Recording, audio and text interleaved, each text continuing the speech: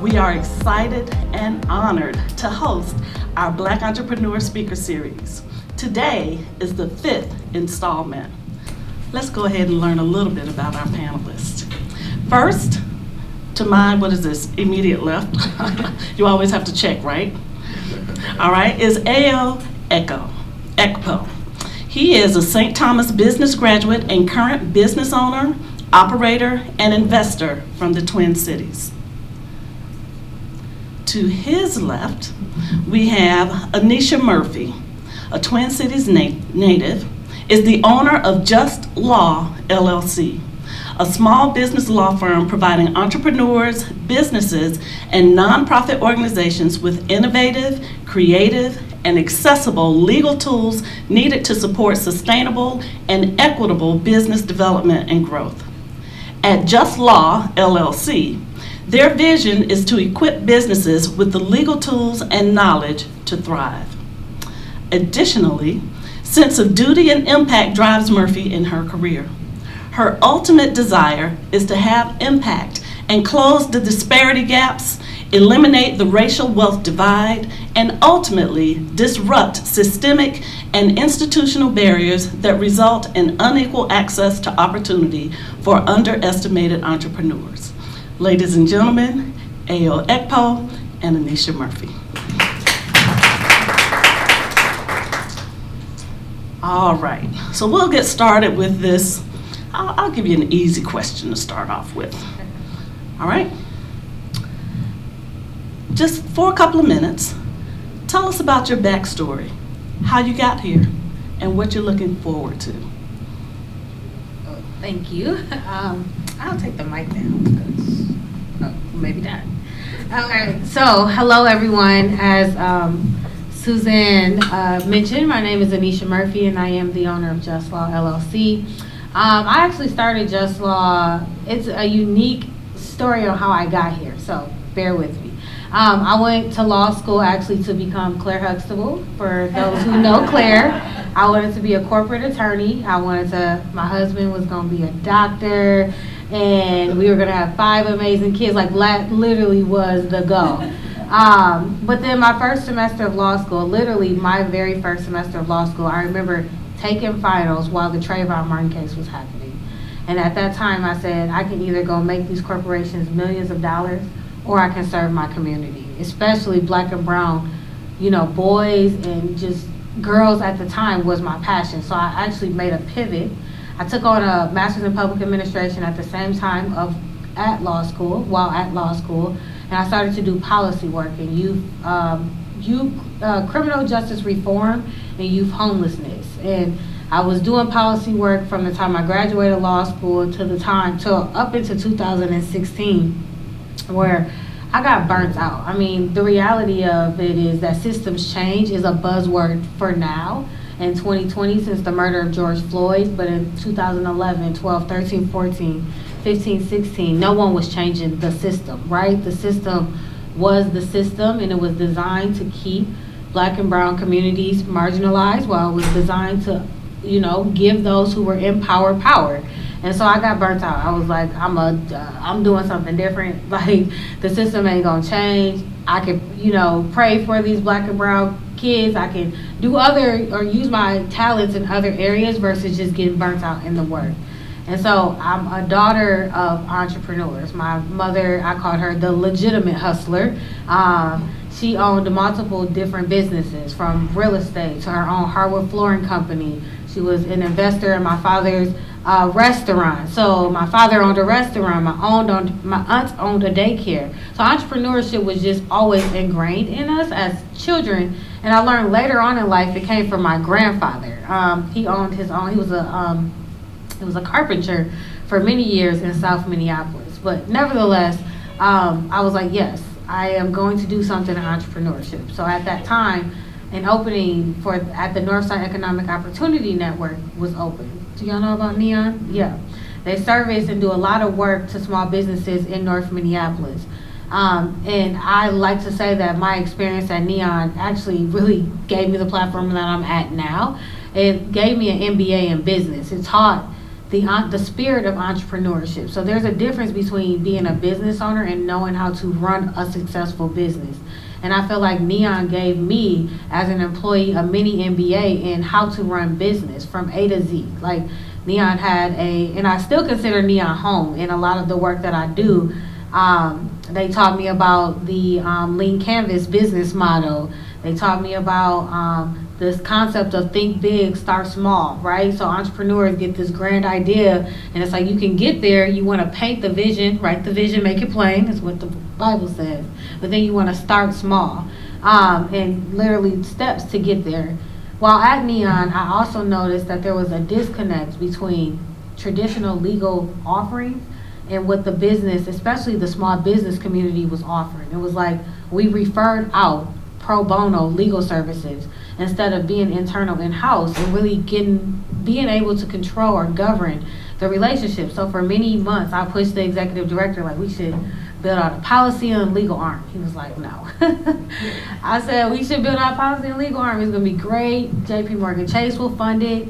All just, of course, strategy. And he kept saying no. So I said, I'm going to do it.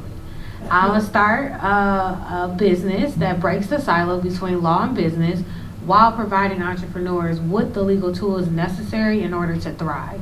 As I think so long, in communities of color at least, the threshold has just merely been surviving.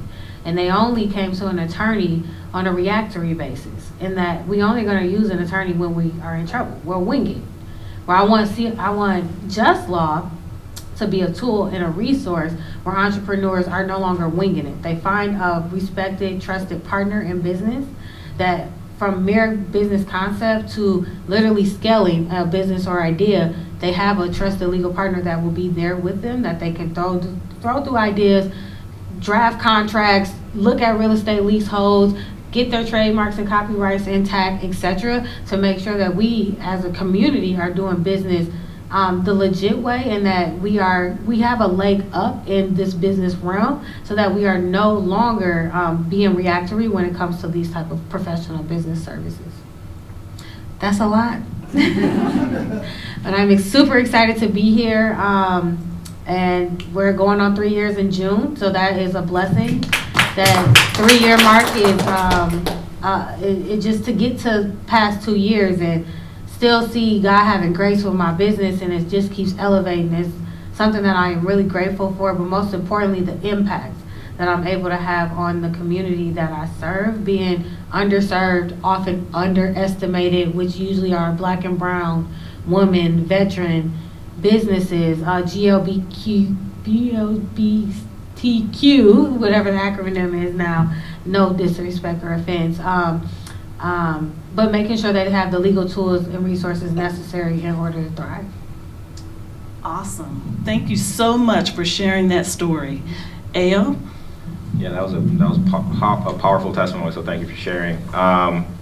There's some similar themes in your story is mine. I don't think I can pinpoint a specific moment, such as yours with the Trayvon Martin case. But my background is, I come from, I don't count myself as a first generation immigrant, but a Nigerian family. My mom came and got her undergraduate degree at Morgan State before having me, and then she brought me to the U.S. to get an education. So giving up a lot. She was a professor, had her doctorate, PhD, and all that stuff, and she gave that up, along with my dad, who had the same, to bring me over to have a chance to have an education here. So I think as a whole, there's always that argument of nature versus nurture. I'm a combination of both, right? My upbringing and seeing that sacrifice is what has led me to be as ambitious as I am today.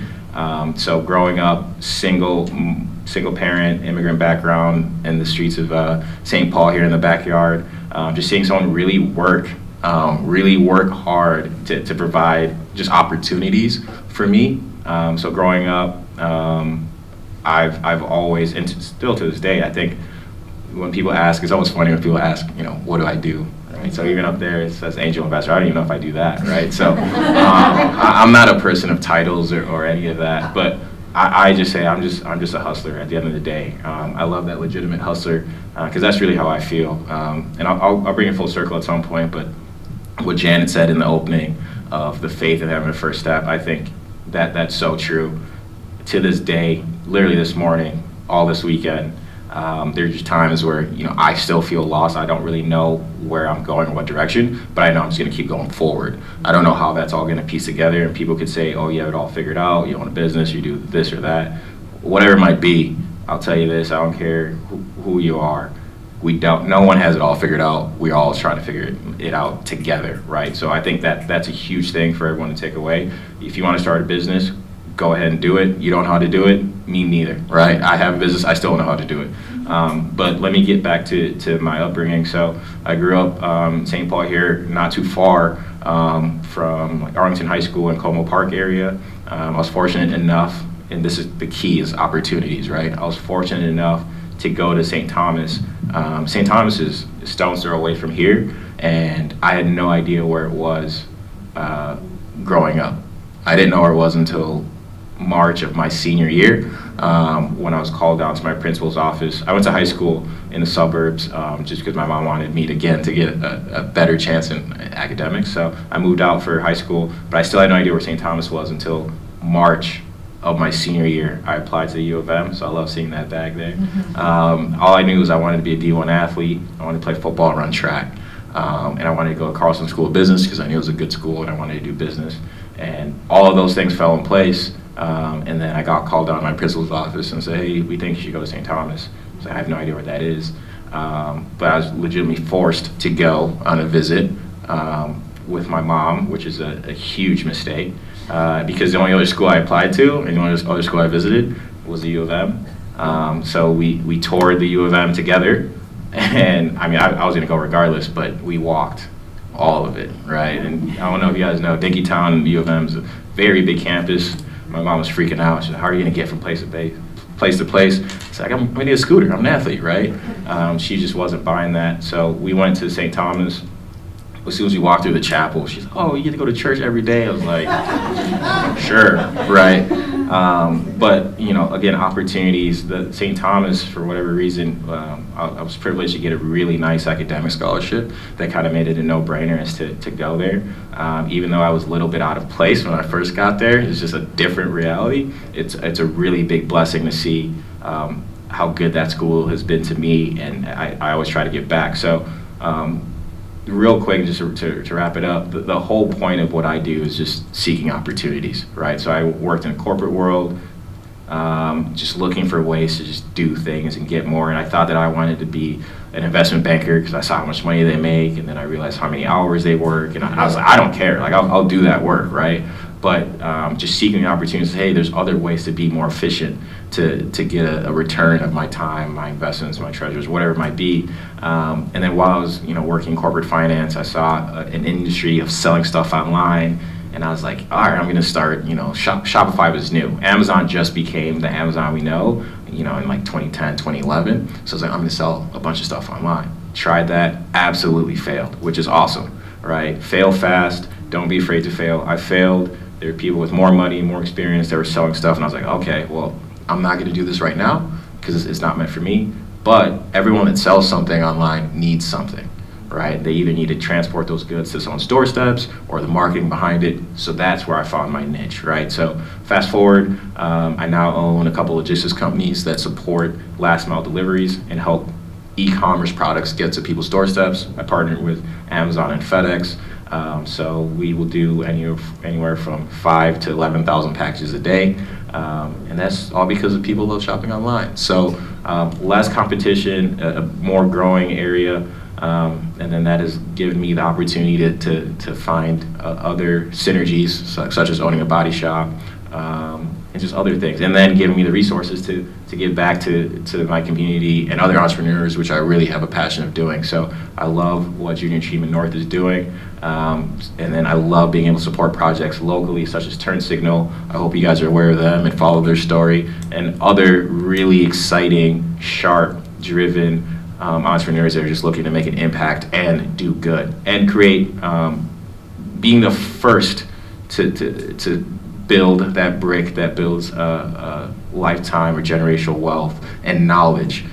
So I'll pause there, and hopefully that's a good intro. Awesome. Wow. their testimony. Wow.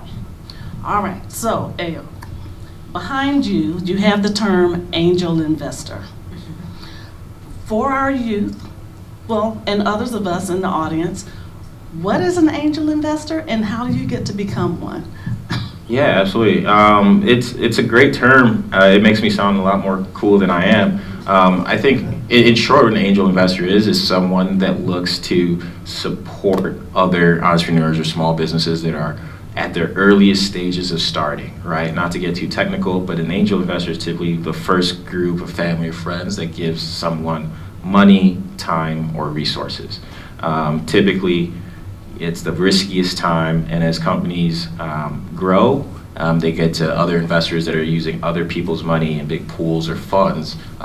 That's where you get money from. But the first, $10,000 to $500,000, if that, usually comes from angel investors and family and friends. All right, thank you so much. Anisha, how did the pandemic change your approach to your business and clientele? You said Just Law is in its third year, and we've had 2 years of pandemic. How did that affect your business and your clientele? It actually propelled my business forward a lot because a lot of small businesses, especially those who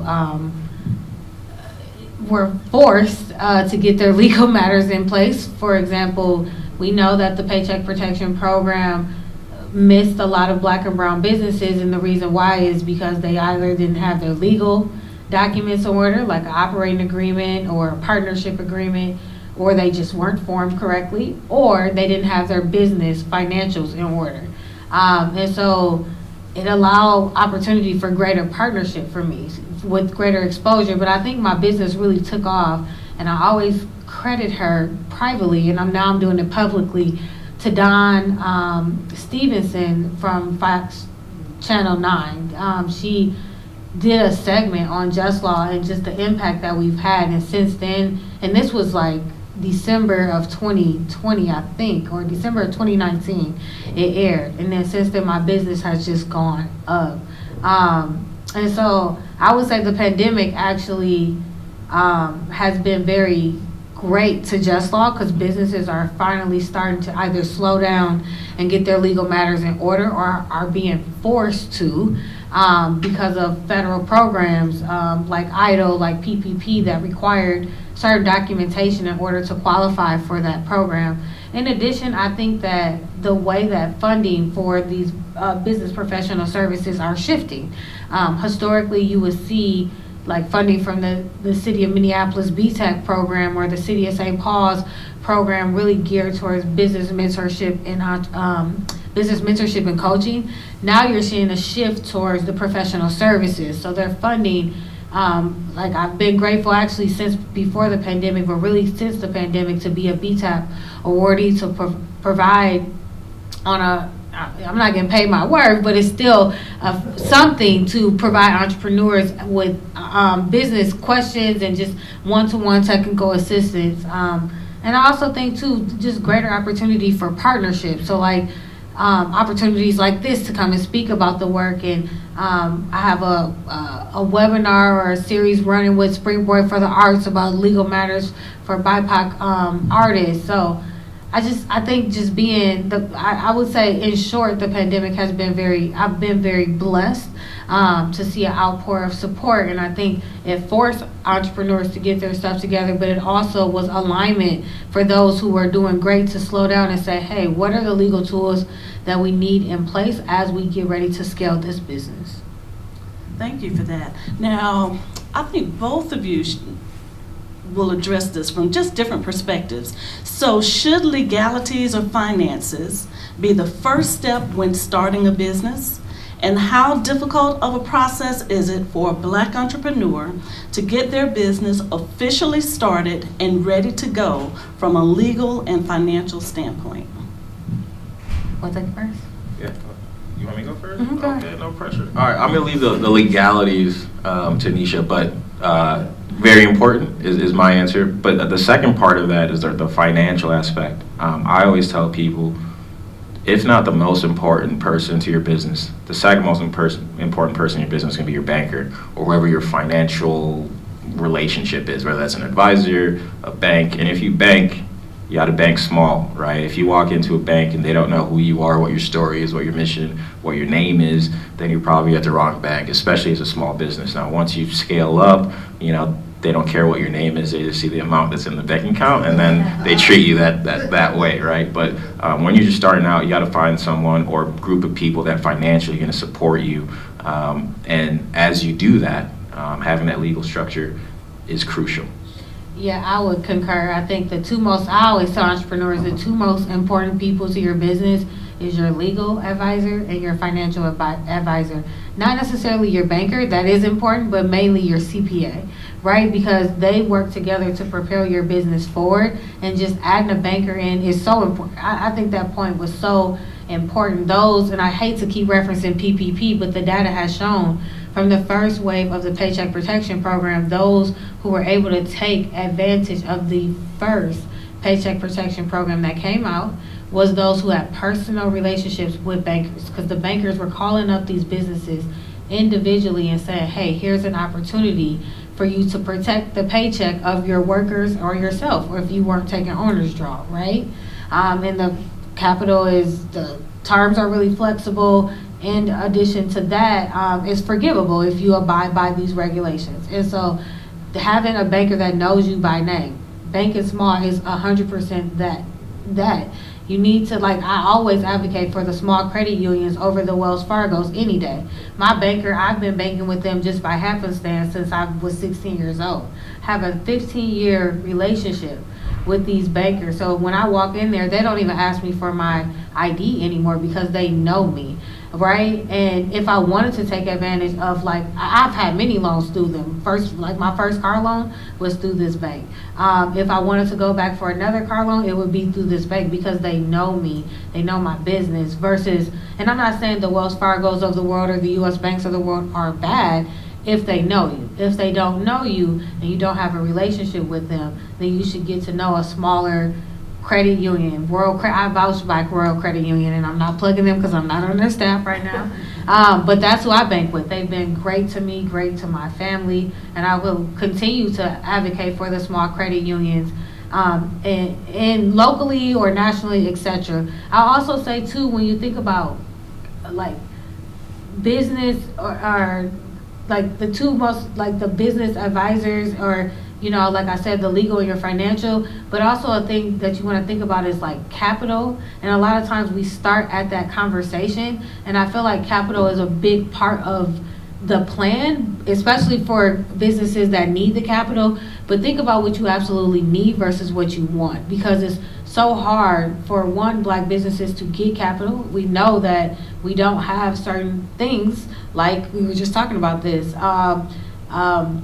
collateral, right, for housing. We don't have houses. Most of us, I shouldn't say most, but a lot of us start businesses in apartments, right? So we don't have that or that collateral to access to get a loan. We don't have the wealth. I mean, the disparities exacerbate the reality that the wealth gap for Black and brown family, or for white families, is 10 times the amount for Black families. So when pandemics hit, we don't have that gap to fall back on. So when you think about taking on capital, just making sure you're getting capital that you can actually service versus what you want or what you think you want, which is something that always happens in Black, any Black business owner I talk to, they're like, I just need a loan. I'm like, for what? What do you need the money for? And do you actually need the money, or can you use an angel investor or a family member that can loan you some money versus getting into debt?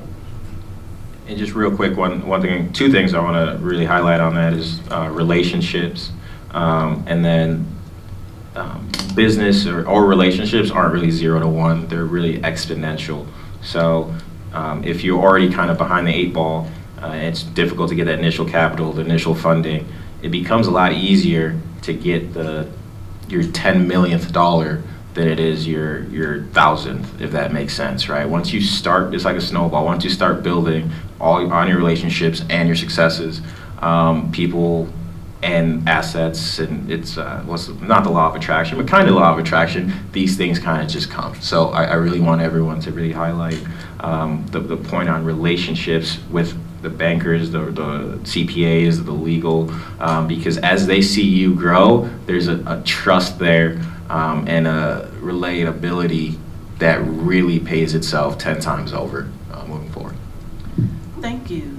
So, all right, building these relationships, you're both proponents of building financial wealth and stability in Black and brown communities.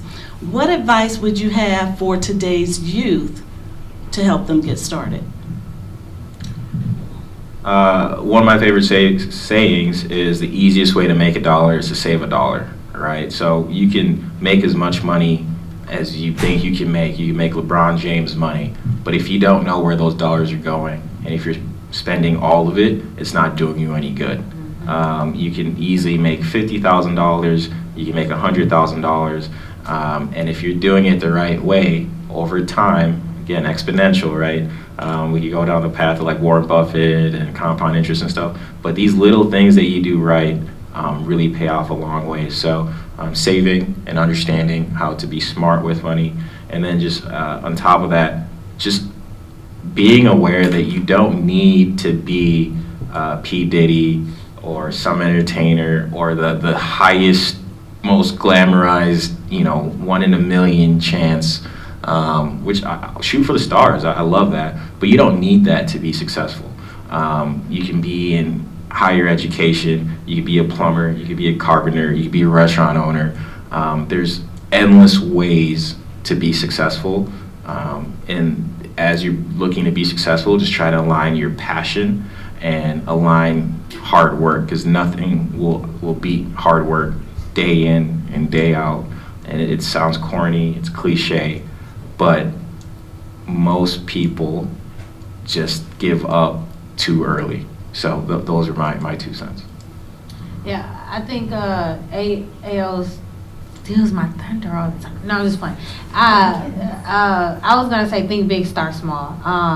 Don't compare yourself to others. And we live in such a social media driven sort of society that we want to be the like. I look and I'm like, oh, I want that Chanel purse so bad. But does the Chanel purse pay off now, or what is the investments that I need to make now to pay off 10 years down the line, right? And so it's okay to take care of yourself, and you want to splurge and you want to sort of live in an Instagram world, but realize that Instagram isn't always reality. No one is posting their failures on social media, right? They're only posting the glamorous looks, and sometimes you don't even know if that stuff is rented. You don't know if they've seen the I mean, you really don't. You don't know if they've seen this Lamborghini walking. This literally happened to me one time. I was in LA with my siblings. They were coming out of Roscoe's Chicken and Waffles. I was in the car waiting on them, taking a call. This girl would literally go to nice cars and post in front of them. And when she saw me standing there, she was like, oh, I'm just taking a picture in front of the car so I can post it on my Instagram. We live in such a world like that, and then that will drive her followers to think, oh, I want that, whatever, I don't even remember what she took a picture in front of. But nevertheless, it's driving that sort of thought, and it's like she doesn't even own that car. Nevertheless, I say that to say, like, comparison is a thief of joy, right? And when you compare yourself to others, it steals your joy all the time. And so, me and Dante was talking about this on my way in, like, there is no competition in your own lane. Nipsey Hussle said it the best. And so for you, just chart your own path. Don't feel like you have to be like the Instagram individuals on social media or be driven by social media. Let it influence you, but don't let it impact you in order to change what it is that you want to see, and design the world how you want, right? A boss of mine told me, like, he designed the world how he wanted and then put players in place to get that to that reality. And it took him 30 years to get there, but he's here now, and that's so powerful. And it always stuck with me, like, if I just design what I want to see versus just fitting into societal norms of what they want me to see, just how much impact can I really leave on society when it's time for me to go? And so I would just encourage you to say, what is it that you want to do, and then get there. Like Ao said, you don't have to be the P. Diddy's. You can literally be the plumber, but be the best plumber, right? Out there in your trade, because you can still make money. Okay, all of that's great advice. Now, what if our high school students want to become an investor or an attorney? What skill sets, classes, books, majors, podcasts, etc. should they focus on and listen to? I love that we're bringing up rap lyrics and rap artists, because I live and breathe that. So we're talking about Nipsey Hussle. One artist, and one of my favorite taglines is by Lil Wayne. Real G's moving silence, like lasagna, right? So the point that I make by that, and I always say it because it's relatable, is so that individual is taking pictures in front of Lamborghinis and the cars or whatnot, or LeBron James or P. Diddy. A lot of people know those people or Kirk Cousins, but I guarantee very few people know who actually owns that car, or owns that team that Kirk Cousins or LeBron James is playing, or owns that business that Roscoe's Chicken and Waffles, right? And that's who you want to be. You don't necessarily want to be the person with all the flashing lights and all that, because that has its downsides too. You want to be the silent person that only those that you want to know who you are. At the end of the day, that's all that matters, right? So getting to your point of what should we be doing if we want to be any of these things, whether that is P. Diddy or LeBron James, you got to learn from other people's mistakes, right? We all went through school. We've all taken those weekly spelling tests and look to our left, and there's somebody looking over somebody's shoulder, copying answers, right? Don't do that. That's not good. But do that in life. There's not one person that has blazed a fully original trail. I don't care who you are. I don't care what software or going to Mars, whatever. Somebody ahead of you has either done something very similar and you added your own little special sauce, or you learn from their failure how you zigged when they zagged, or whatever you want to say. So whatever you want to be, find people that are doing that and work together with them, or people that have done that, and learn from them. Just sit down and ask. And one thing that I will never stop doing in my lifetime is work for free, right? I tell people all the time, I will do whatever for free as long as I get to learn from you, right? So Janet at the Bev Source, they have a business helping businesses make drinks and marketing and doing all of these things. I'm all about that. How can I learn how to do that, right? Scaling a business to a point that's beyond mine, what can I learn from that? For when it comes to just law and legal services, they help communities and provide all these. How can I do that? How can I help my marketing? How can I get on Fox 9 News, right? Can I spend time in your co-working space and just watch how you're maneuvering? I can take notes, and there's always something that I could draw from that. Being in front of you all here, you guys all have special talents and have done stuff in your lives that are different from what I've done or have different perspectives. So when I'm talking to you and I'm nodding my head and I'm smiling, just understand, like, I'm trying to steal something from you. Something, every single time, right? And I'm always willing to give something up too. And then lastly, we spend a lot of our time, especially younger kids nowadays, we spend a lot of our time on social media. We spend a lot of our time being entertained. We spend a lot of our time consuming stuff. Just try to twist that a little bit. As you're consuming something, what can you be creating? So if you're listening to a podcast, you hear like one tagline in a rap verse, whatever it might be, that you like. How can I take something and create that? Can I build my own little podcast episode? Once every quarter, can I do a podcast episode summarizing my favorite podcast? It doesn't matter what it is, right? You play video games, you watch people play video games on YouTube, esports are gonna be huge. Can I take my favorite clips of me playing video games and put that out there? What am I gonna learn? Maybe I'm not good at that video game, but as I'm doing that, I'll learn how to edit my own clips, do my own commentary, and that's my skill set, right? I like going out to eat, I like taking pictures, phonies first, right? Maybe by going out to eat, I become a photographer, So as you're doing what you naturally do, just take a step back and re-examine, like, what can I try to learn and take away from this?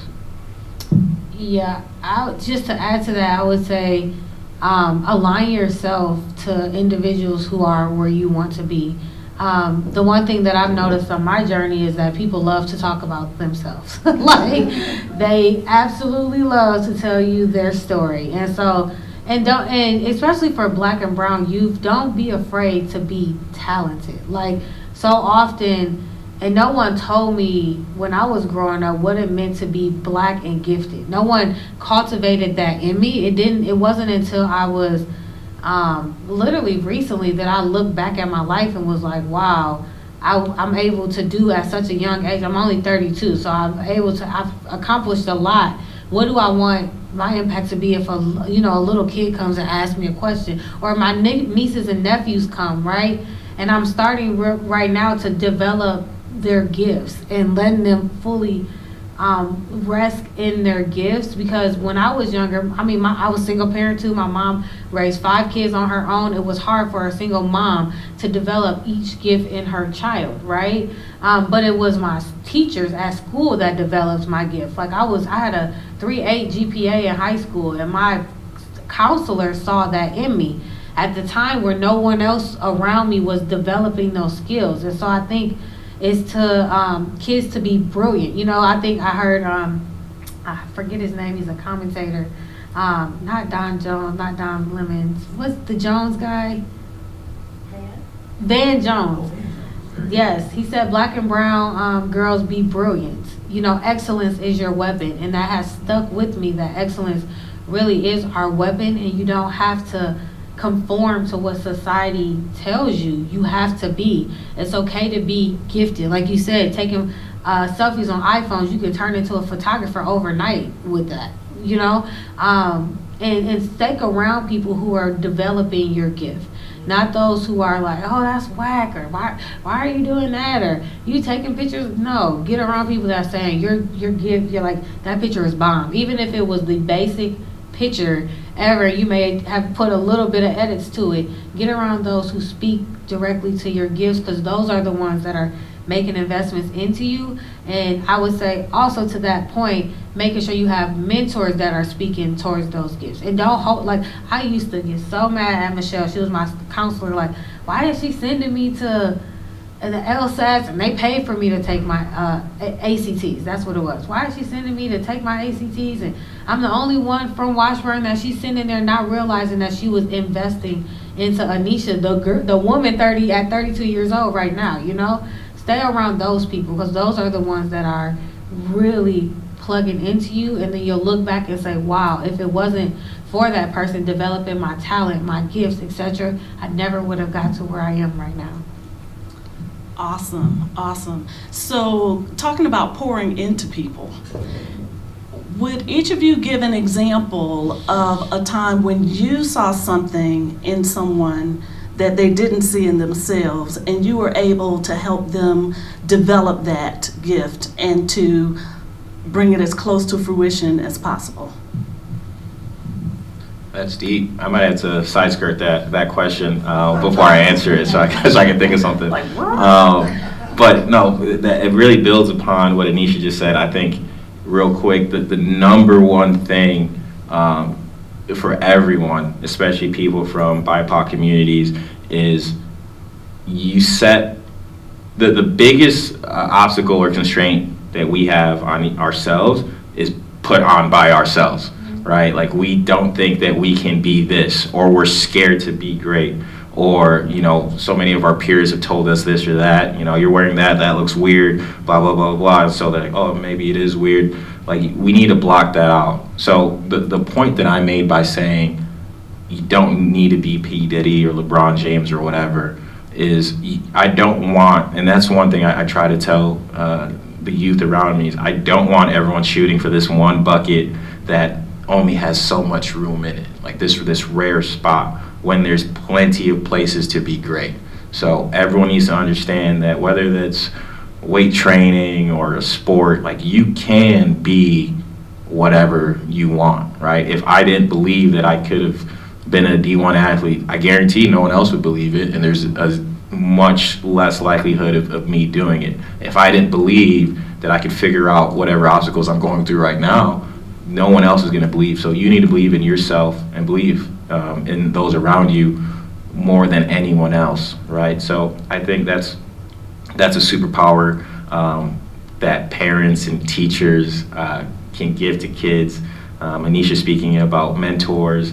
Again, we both had single parents, and if our single parents didn't have that belief and love and trust, even though it may have been more strained because they were single parents and had to provide for multiple kids or whatever it may be, if they didn't believe in us, there's 0% chance that we would be here today, right? So I also coach at Totino Grace. I coach track and field. This is like my 7th year or so. So to answer your question, there's a bunch of belief and self-doubt, especially with social media. I'm so thankful we didn't have, like, cell phones just came out. Like, I'm gonna be completely real. That stuff is just, it's poisonous, and it just really traps you and belittles you and makes you, if you aren't trying because you heard something or you feel a certain type of way, you're only stealing from yourself. So really be 100% confident, be overconfident. You know, if you can learn one thing from Kanye West, over believe in yourself, right? I mean, there's, you know, I'd rather you shoot and be Kanye and then we can reel you back in than not. But over believe in yourself, because that's how you're gonna get to where you should be. Yeah, I would agree. It's hard for me to talk about a time where I've done something for others because I like to be humble. I don't like to like, oh, I'm the one who put that person on, or I'm the one who gave this person an opportunity. I think for me, I would echo everything AO said, is like, once I see something someone wants to do, if I can make it happen, I make it happen. And I don't need sort of the pump and circumstance around that. I don't need to take credit for someone else being able to do X, Y, and Z because I allowed that door. I like to be humble because that can shift at any time. And I feel like if others didn't open a door for me, I wouldn't be where I'm at now. So I think it's our duty to start opening doors for other people and not having to talk openly about the doors we open for other people. All right.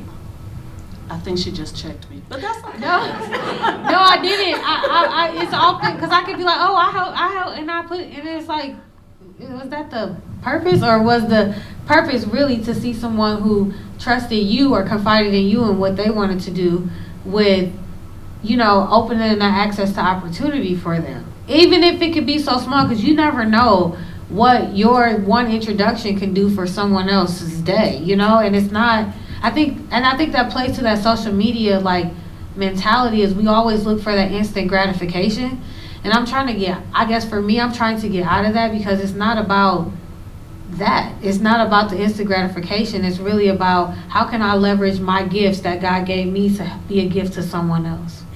And I think that should be the expectation, right? We need to stop saying, oh, I was able to intro this person, and celebrate us just doing that and then them getting a win, because we don't want to steal other people's limelight, right? The expectation is that as you move forward, you should be able to bring others with you. Better yet, your goal should be, as you move forward, climb higher, however you want to phrase it, people from behind you are moving ahead of you, Yep. right? And the expectation is for that to continue, which I'm not going to go too deep down the rabbit hole. If you look in the bigger picture for those that are more privileged, that is exactly what's happening, right? So I help someone, and then they help me, quid pro quo, or whatever you want to say. But if that becomes the expectation, I know that if I help someone be the next great angel investor, or their startup is worth, $10 billion, at some point, if that culture is instilled, they're going to do the same for me. Mm-hmm. And then we all lift each other up, high tide raises all ships and all that. So that mindset that Anisha's hitting on, I think, is powerful as well. Agreed. And I was just joking about you checking me. I could never check Suzanne. No, Do y'all know Suzanne is my soror? So I would never. I'm saying this on camera. I would never. No, it's all good. So with all of the challenges that we have, that you experience in your businesses, that you experience even helping others and bringing them along the way, what drives you to keep going? I think for me it's the impact that I'm able to have on my community. I think it's to see the small business owner utilizing legal tools and resources that I've designed for their business. It's to see small business owners take nuggets from these type of webinars that you do and come back to you and say, I remember when you said, like Dante said on our way in here, the last time I heard you talk, you said there ain't no traffic in my lane, so I wanted to come hear you. It's those little nuggets that keep me going, that to see that to be able to chart out a lane. I never knew when I started Just Law it will have all this, and I didn't want to actually even do it. I wanted to prove the executive director at this organization wrong, that there was a work stream for entrepreneurs of color that needed affordable, accessible legal tools. That was literally it. But to have the impact that it's having, I think that's what drives me, to see entrepreneurs coming to me as a trusted advisor time and time again. And you would think that I only work with the small local entrepreneurs. No, I work with Fortune 500 companies. I work with Fortune 500 execs. Like, God has blessed Just Law to literally have a diverse clientele base, from the mom and pop shops all the way up to Fortune 500 company execs, which is great for me, you know? And I think that is what drives me. Yeah, my answer is probably more selfish, to be honest. Like, I just get a rush from it, and it's exciting for me to challenge myself and achieve something. And I know by it, I'll put it this way. How do I put it to others? There's two different ways I put it. It's gonna suck either way, right? It's either I'm not gonna do it and I'm gonna like suffer the consequences of not doing something, or I'm gonna have to go through it and it's gonna suck, but I'm gonna do it. So either way you slice it, it's gonna suck. So you just gotta do it. Now that's probably the most polite way I've said it in a minute. And then the other way is, I would rather be the person that gets to give back to others. I'd rather be in control of my destiny than to be the person that's hopefully waiting to get uplifted, right? I want to take that on my end. So I think from a competitor's background there is a certain joy or gratification from doubting yourself or being fearful. Like, a lot of it's just fueled by fear, like uncertainty.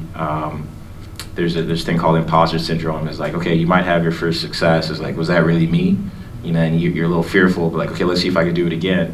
Like, reliving that and going through that, and like, oh, okay, yeah, it is me. Like, it gives you a little bit of self-gratification. So what keeps me going is knowing that, you know, whatever goal you set in front of you, you pick at it, and it's not fun, right? This stuff is not enjoyable, but the achievement and looking back at the process of how you got there is really, really worth something, right?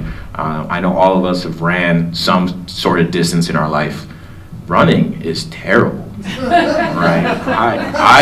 I absolutely despise running, but when you're done running, or once you run past that one step past wherever you think you can't run anymore, there's like a rush, like, I really did that, right? So that's life, and that's enjoyable for me, because after you do that, you're like, okay, I can do that. Let me see if I can do one more, and then it's harder, and each step is harder, right? So if you ever run up a hill, right, running up a hill, the higher you go, it becomes harder and harder and harder and harder, but there's a joy from doing that. So I think maybe I should make this a t-shirt, like, embrace the suck and just go. That's what motivates me.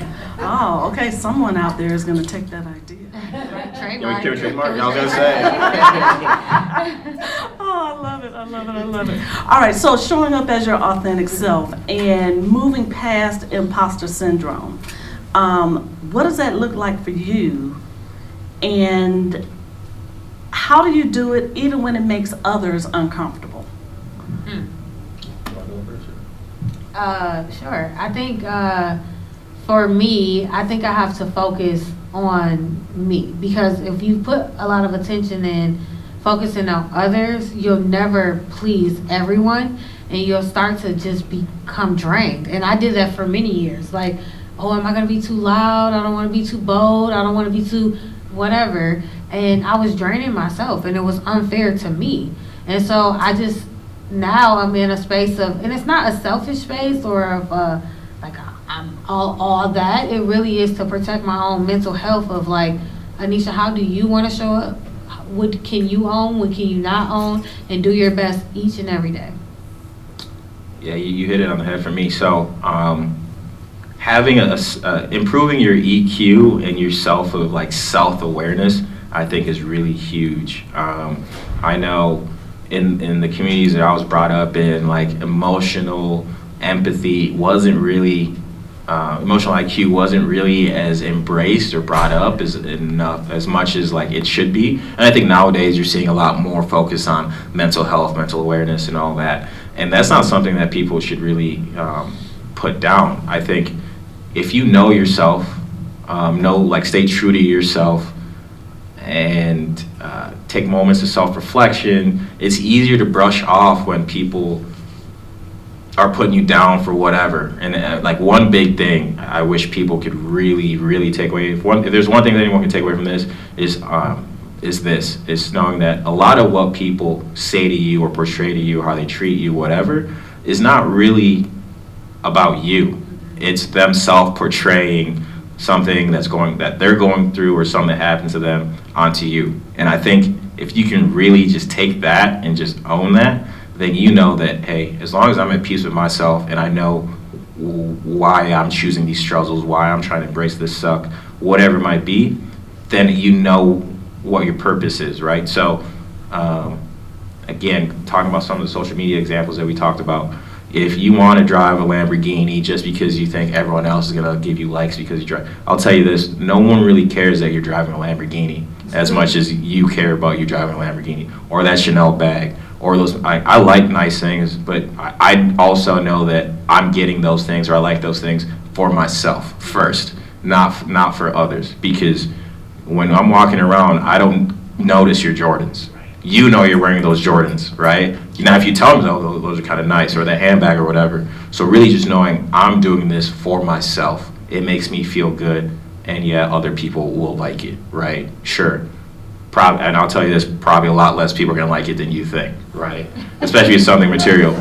But what people do notice and what people appreciate more than even you appreciate is kind of backwards, right? Is the way that you carry yourself or your poise. You may not know it, but the way that you are at peace with yourself, like there's an aura, there's an energy that people like in a room can really feel, and they're like, man, that Anisha girl, she really spoke to me, right? Just like you said, last time you spoke, someone came up to you and said, there's no traffic in my lane.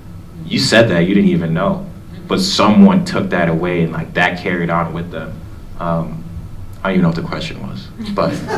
No, but, yeah, so I read a meme this weekend on Instagram that speaks directly to what you said. It said the uniqueness about me is that my character carries more weight than my titles. And I think that's something that we should all embrace. Like, we are driven so much by these materialistic things, whether it be a title, or it be the J's, or it be the Chanel bag, and we forget about our character, right? And so you can have all of that, but when someone comes up to you, you're unapproachable, and you're shut down.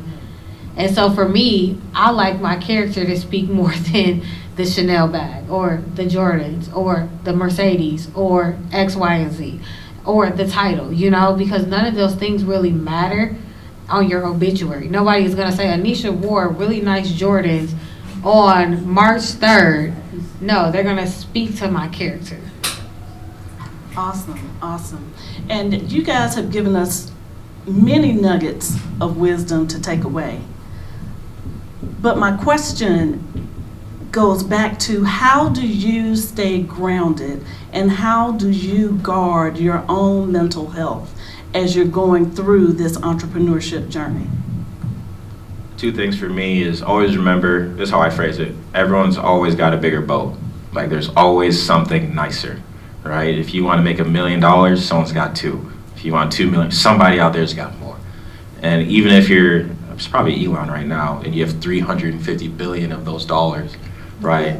Somebody has something else more than you want. If it's not dollars or something, so you can't have it all and be the number one on everything, right? If you want to talk about athletics, you can't be the best passer and scorer and defensive.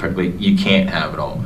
So kind of tying back to what we talked about, just knowing your purpose, what is the why that you're doing things, and lastly, surrounding yourself with others that are trying to do the exact same thing, right? So if I'm a baker and I want to be the best baker because I love, sharing my skills of people eating fresh baked goods, right? then I want to be around people that are passionate about whatever it is that they're passionate about, right? And just surrounding yourself with people that their why and their goals or whatever are driven internally as well, and they can water your seed and what you're trying to grow, so everyone grow. Like, just surrounding yourself with the right people, the right mentality, because if you are trying to go down this path and do everything that we're trying to talk about, and that, I mean, we're not masters of either, right? We're trying to walk down this path, but everyone around you is always talking about the Jordans or the Chanels or the cars or whatever. Like, that is going to corrode kind of what you're doing. So know thyself and keep those good people around yourself. Yeah, I think in addition to AO shared, I would say I keep people around me who keep me humble. And usually that's my family and my closest friends. To them, they don't call me Anisha, I'm just Nisha. Like, all the titles and everything else goes out the door when I'm around them, and I love that because I can have bad days and it's not blasted on social media, right? Or I can be 100% myself and they still feed into me and they feed into my spirit. So I think in addition to what AO said, not only, keeping yourself around people that are where you want to go, keep yourself around people who keep you humble and keep you honest to your true self. Because so often we feel like even in rooms where we're around people who we want to go, you will start to compare yourself to them if you don't have a high emotional IQ, right? And so having those individuals around you that can feed into your emotional IQ is so important. And they may not be on the same path as you, but they are on the same professional path as you, right? But they're on the same life path as you, and they keep you grounded and being true to yourself. Is really key. So for me, it's staying around. I don't hang around a large group of individuals. I literally hang around my siblings or my cousins. Like, those are my friends. That's how my parents brought us up. Like, our cousins were our friends. We didn't really deviate outside of our family unit for a number of reasons. That was passed down to my mom from her father's generation, etc. But I also think it's because your family is the ones who keep you the most humbled and the most grounded in your true self. And if I may add on to that, because some awesome stuff was dropped right there. It gets lonely if you're succeeding, it becomes a lot more lonely, if that makes sense, right? So if you're all at like the most popular places surrounded by a bunch of people, like, we're all going through stuff, and just know that a lot of those people don't really care about you or know you. You might be the cool person at the moment because you're the one that got like the triple-decker chocolate cake or whatever, and everyone wants a little slice, whatever, right? You got the sparklers coming your way, wherever you're at.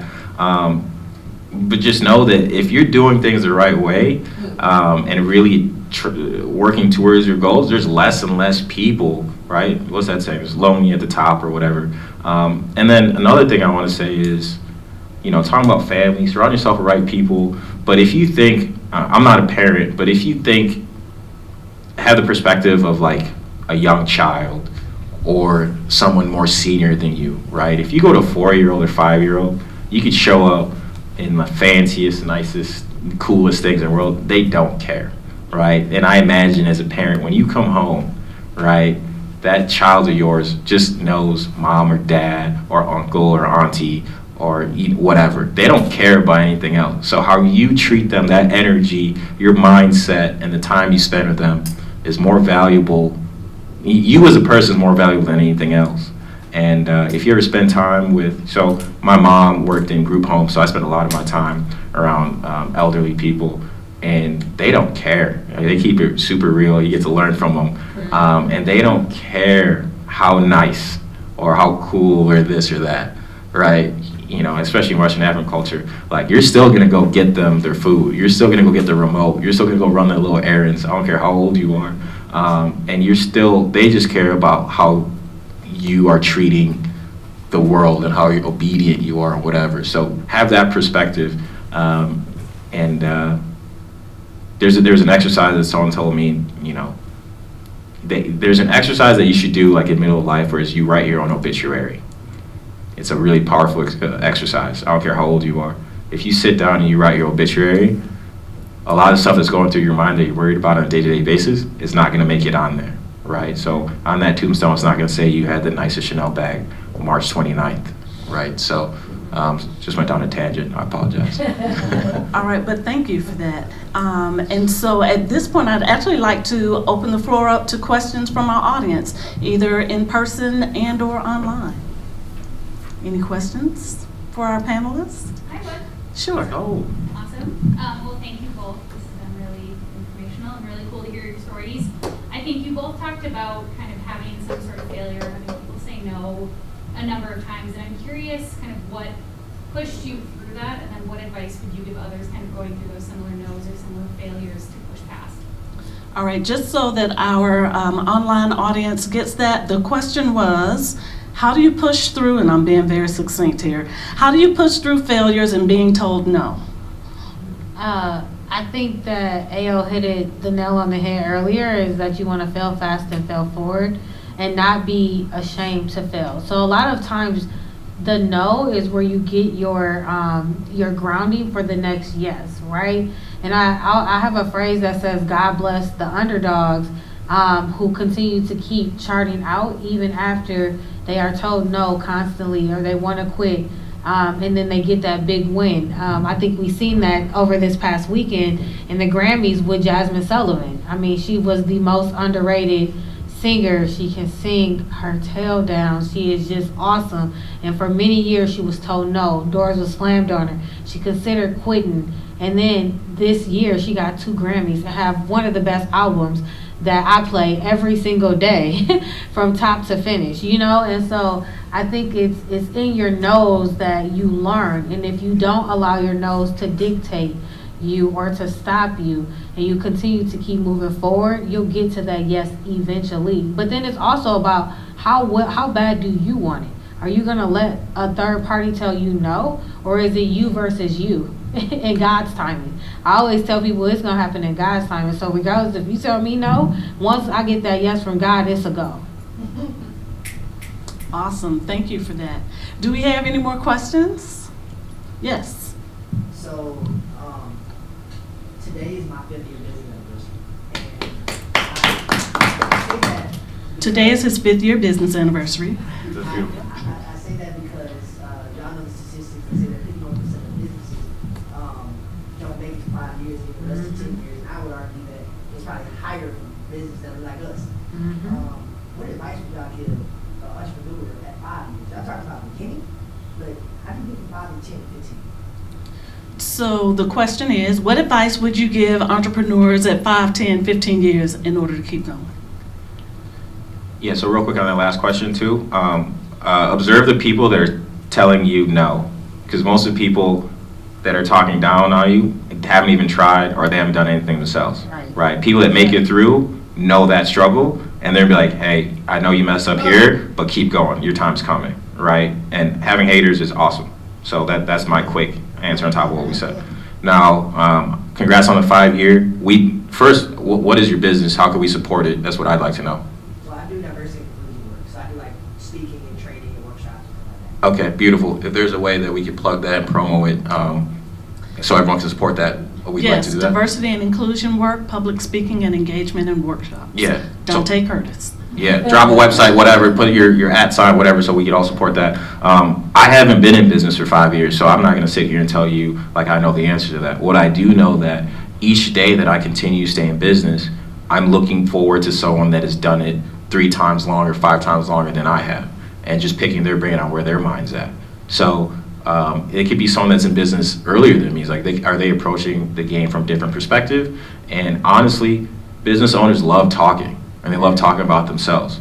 I would join as many small business groups like Entrepreneurship Minnesota, EO Minnesota, Entrepreneurship Organization Minnesota, as many different groups. There's a bunch of free ones and whatever, and just be around business owners and older ones that have done it and have seen like tides shift and games change and etc. And then I'd ask myself, lastly, like, what is my goal of this business? Because some businesses, like I know, like my business, I don't want to be in it for 15 years, right? Like, what is the purpose of this business in your life and your goal, right? If you want to get out of this business at some point, how do you prepare to get to that point? What does your end look like so you can steer towards it? I think a lot of us sometimes just keep going forward, and you can go the wrong direction, right? Or you could build a business. Like if you want to sell a business, here's one of the most powerful things I heard last year. If you want to sell a business, you want to think of like what the person buying your business is going to look for. You don't just want to build a business and then look around and say, okay, who wants to buy it now, right? Build a business and your ultimate end goal. Drive the business, your ultimate end goal, and ask those around that have done it in front of you. Anisha, what do you got? I think I would echo everything Ayo said. I haven't owned a business for 5 years, but if the most important thing that I've seen with successful businesses is they know how to reinvent themselves and be very agile to change, right? And also be able to take risks. Like right now, I feel like diversity, equity, inclusion is popping. Everyone is hiring a chief diversity, equity, inclusion officer just in light of the civil unrest that occurred following the murder of George Floyd. And so I would say figuring out a way to reinvent yourself to take advantage of the market need at the time is going to be helpful, whether it's in business for 3 years or 5 or 10 or 15. And then knowing your outs too. I think that's really key, because like I don't want to be doing just law forever either. Like at least not running it. So I'm already thinking, how can I hire or get enough revenue so that I can hire a full-time managing director so I can go on and do something else. Because I don't necessarily have to be doing this work in order to have the impact that I want to have. Wow. Okay, I think I have one more question. Yes. I have a question. It's tactical, and I think EO just called me old, but I appreciate that. I did. So when I started my business, nothing drove me more crazy than this whole CPA legal conversation. They can never agree on what structure. Is there a simple answer? Is there a simple website? Like, because having a structure is really important so they don't steal your personal wealth, right? Yeah. So I would say use the websites as educational purposes only. You actually want that healthy tension or divide or argument between your CPA and your legal counsel, because CPA financially is going to tell you what you can do. A lawyer legally is going to tell you what you can do. And so I think that finding two people who understand and can understand your vision and your goal and your idea is really the goal, right? The And then put them ultimate on a goal. phone call together? Like, All the time. When I advise like entities, whether they're new businesses or existing businesses looking to do something else, I always say before we actually go under contract, let's talk to your CPA. Like let me, you, your CPA get on a phone call, a consultation, a 1 hour call, and talk through what your business idea and goal is, so that you as the business owner know the risks and what are the mitigating factors to those risks from a legal and a financial point. thank you.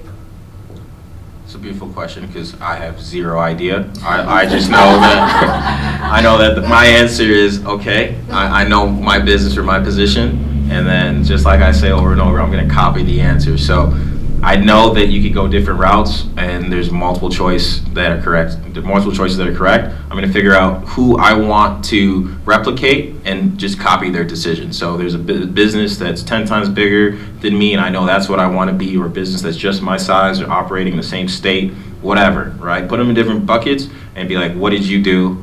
Okay, do you like that result? And then, do I like that result? And that's my answer. I'm going to go with. And you're not stuck to it, right? And that's what I was going to say. You got good lawyers and stuff. Well, take risks. Take calculated risks, though. You don't have to be stuck to an LLC forever. An LLC could be your first entity that you start as a solopreneur in order to have a legal shield over you to, do something else. And then you want to bring on a partner. Does it become a partnership, or does it become a multi-member LLC? Or is it time for you to go into a full-blown corporation, or a cooperative, or a benefits corporation? So just understanding and knowing what you want to do, and then getting the right people around you to make it happen is key. And I think you spoke to websites. I think, and I'm going to hit the head on the nail with this, use the free websites for educational purposes only. They're not being written with your specific business or industry in mind. They're not your personal attorneys. They're not your personal CPAs. And so they're writing those publications. Like I do free publications all the time called Just Facts, where I release legal facts about legal related matters on my Instagram. It's a marketing ploy to get people to want to know about Just Law, to hire Just Law as your attorney, right? But someone from North Carolina reading that, I always tell them this is for educational purposes only. Just Know is not your personal attorney. Go and contact an attorney that practices in North Carolina law to make sure that these facts are relevant to your state. And so I would caution entrepreneurs to, I just go to LegalZoom or LegalShield. Those are not your personal representatives. That information that was designed are not from your personal representative. And so whatever you read on, it's actually really good that you're using that from a knowledge base to test your personal representative's knowledge for your business. And then call it Just Law. And then come on with the plug. That's right. And so with that and plugging, how do you get the word out about your businesses? How do you generate business? How do you market yourselves?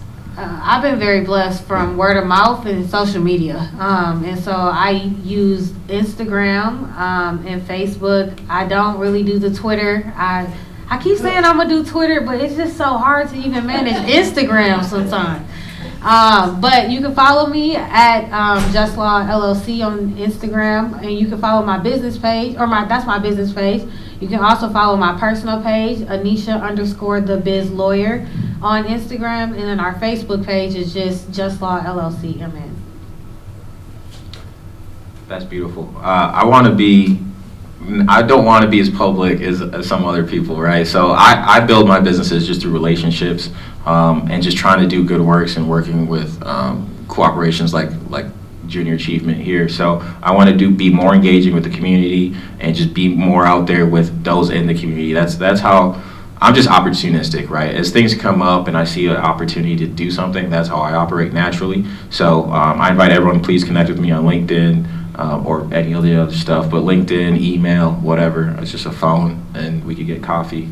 I'll get a milkshake and we can go from there. I aspire to be AO. Like, I literally want to, if it wasn't for the need to like promote or self-promote, I would literally get rid of all social media and be behind the scenes. But I feel like it's a social media craze right now where you have to do little gimmicks and reels and all this stuff to be relevant, especially in service-based businesses. But Gotta play the game. my deepest aspiration is to be like AO. Just be behind the scenes. You contact me when you got a legal matter. We'll go from there. That's all I gotta say. Yeah. Well, with that, are there any further questions? We got time, come on. Someone. A joke? Let's go. What's the worst thing in your career so far? What's the worst thing in your career thus far? Oh, I'll keep it short and real quick. So, Scariest moment or?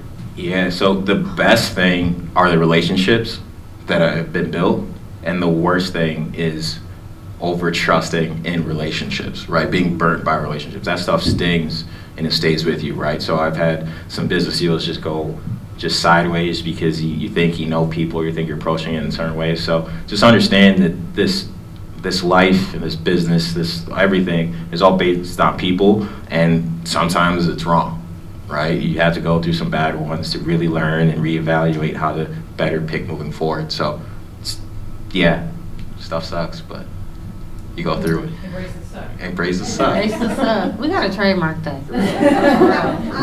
I think for me, I think the worst thing in business was comparing myself to others. I keep saying this is like comparison is the thief of joy, because it really is. It wasn't until I said I'm going to chart my own space and do my own thing, and if those who like it, and those who don't. I got the greatest joy, and then I started intentionally meeting my people, right? So I would just say I think that was the worst thing, and I still have that where you look at other, I don't have the most likes on social media. So you're like, oh, I'm not the greatest. Then you look like you break down your revenue, like, wait, hold on. I did that much? And it's only 3 months into the year, And so to me, it's like, I have to stop comparing myself to other people because that takes me off of my mark, which takes me off of my purpose, right? But as far as a small business lens, to AO's point, I would say the worst thing any business can do from a legal lens is to go into partnerships without having a legal agreement that governs that relationship. The handshakes can no longer be valid. A lot of my beginning clients in Just Law were partnerships gone bad. Like they were friends, best friends, they did everything together, and then, you know, eventually they just grew apart. And I was like, where's the operating agreement? What? We don't have an operating agreement. So if I can, or even single entrepreneurs, right? Like everyone should have a legal document governing the affairs of your business, whether you're a solopreneur or you have multiple owners to a business, even if it's a short term, like a joint partnership, or joint venture agreement or a partnership, or it's a long term. And the reason why is because those legal documents is what's going to uphold in court versus what you said, what I said when we were friends. That's called hearsay. It's usually thrown out. It is kind of a joke, but I might be serious. I might start doing this. Like we all got to start writing contracts with our friends. We do. Too, right? 'Cause family too. You're gonna outgrow your friends. Like you think about middle school to high school to college to now. I'm 30 now, and like the friends that I had when I was 22, you're doing, and then you're a parent now. That's crazy, right? And I know that my friend group when I'm 40 is gonna be completely different. So you outgrow each other for positives. Not saying that I've got better and they got worse. Like you both get positive in different directions. So understand, you know, as you're making those contracts and those agreements, reassess them, right? If you have a partnership and your business has been going great for 5 years, after 5 years, look back and say, hey, are we still both engaged in this thing as we were 5 years ago? Are we satisfied with how this is going? What do you need from me? I mean, it's relationships, right? So friends, business partners, whatever, like reassess them, have it written down, go to your friends like, hey man, you didn't like enough of my pictures. Right? There's a contract here. You need to like at least 80% of my business posts. Let's go. Support me. And I'm going to do the same. All right, why are we calling each other friends? You're not liking my stuff. I'm liking your stuff. Hold each other accountable, and reassess all your relationships, because you'll quickly find that we often overlook some things that aren't really working in our benefit, that we just hold on and carry the baggage for far too long. And then, you know, we realize too late that, oh, this is no longer worth our time. Yeah, I like to say there's I didn't know if I did it as a reel or just like a fake Instagram post that says friendship is friendship, family is family, business is business. Don't intertwine the three, right? And utilizing agreements in AOSA every 5 years, assess every year, right? You want to make sure every year, whether it's a legal binding agreement or if it's just an assessment of your life, is this working? Because so often we have dead weight carrying us, and it's not to say that there's anything negative that's there, but sometimes where you were at 32 is not who you're going to be at 42, and you need those people that you need at 42 in order to get you to 52, etc., right? And so just taking an assessment of who you're around, I'd like to do that all the time, right? Of just taking an assessment of who I'm around, what season I'm around, and then I hate to say this really negatively, but the Bible says let the dead bury itself. So once the relationship is no longer there, allowing yourself to walk away from it without feeling bound. Because so often we look back and we want to be like cry or, dang, that was my best friend when I was 15 years old, not realizing that the person at 15 years old can't take you to your next 15 years. And those are the same things we have to start looking for in business as well. Like, who at every season of my business, who needs to take the business to the next level in order to continue to move it forward? Awesome. So now earlier we had the question about what was the scariest thing that you've experienced in your business. I'd like to know what's been the most exciting. I always say my favorite thing, the joys of my recent successes and hopefully my future successes is a tagline. I get to do really dope things with really dope people. Like simply put, last weekend I was in Arizona bringing in a birthday with some of my really good friends. This 2 weeks from now I'm going to be doing the same in Miami for my birthday, really good friends, and just having the freedom to spend time doing things. I mean, the trips, don't get it twisted. It doesn't matter if it's in Minnesota or wherever. I get to do really cool things with really cool people. It's Monday. It's raining or snowing or whatever. and I'm here getting to hang out with all of you all, and like that is so cool to me, and I get to do it, you know. So that's my favorite part, hands down, every single day. Yeah, I would echo that. I think my favorite part is being able to, in addition to impact, spend my time how I want.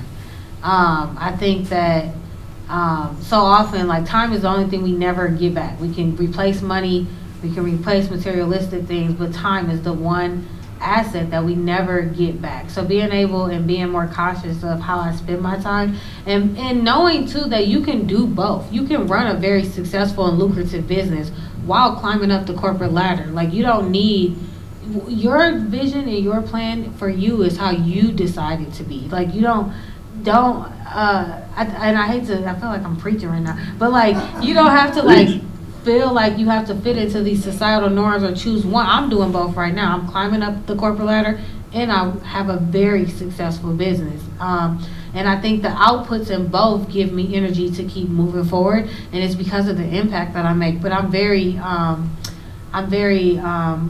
aligned in my purpose now, and it took me 32 years to get there.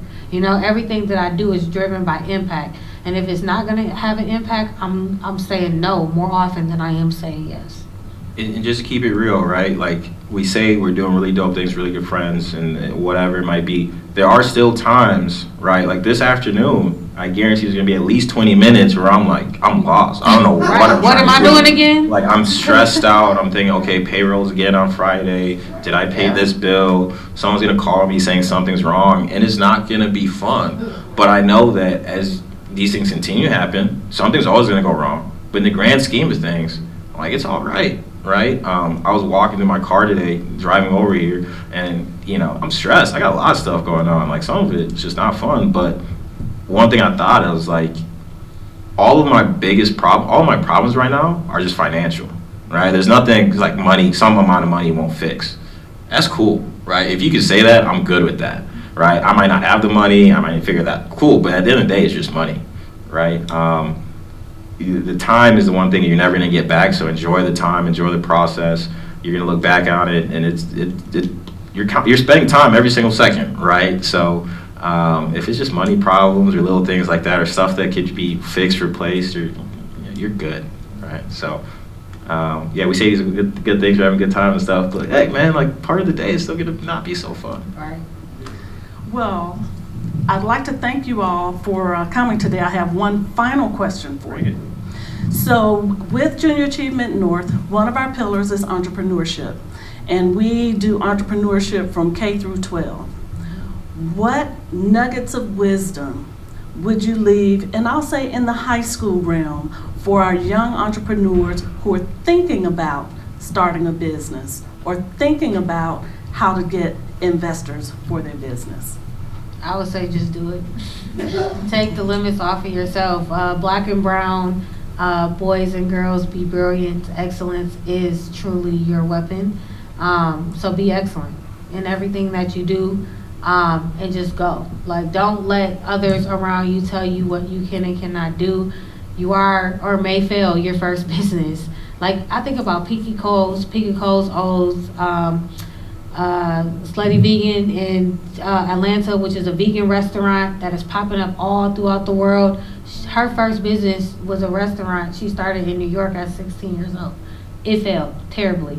But if she didn't have that experience at 16 in high school, starting a restaurant, pop up, I don't even know if it was vegan, she wouldn't have been able to be a multi-million-dollar business owner right now in this present age. And so I think bet on yourself. If I could tell the 16-year-old me, high school me, anything, bet on yourself, and the reward will be great.